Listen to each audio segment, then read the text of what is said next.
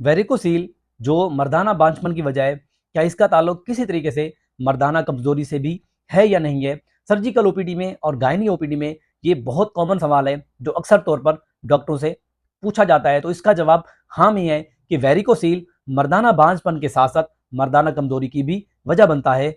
सबसे पहले ये समझते हैं कि वेरिकोसील है क्या चीज। वेरिकोसील का मतलब है आपके स्क्रोटम में नसों का फूल जाना, मतलब कि जो ब्लड वेसल्स हैं वो किसी तरीके से आपके स्क्रोटम में फूल जाती हैं। वो वेसल जो आपकी टेस्टिस को ब्लड सप्लाई कर रही होती हैं, इसी वजह से वेरिकोसील बांझपन के अलावा आपको मर्दाना कमजोरी भी करा सकता है, आपके स्पर्म काउंट को डिक्रीज कर देता है और आपके नफ्स में तनाव के अमल को भी मुतासिर करता है। और ब्लड सप्लाई ना होने की वजह से आपका स्पर्म काउंट मुसलसल नीचे आता रहता है और आपके स्पर्म की जो मोटेलिटी है वो अक्सर तौर पर कम हो जाती है। और लोग ये पूछते हैं कि इसके सिम्टम या इसके अलामत कौन सी होती हैं। वेरिकोसिल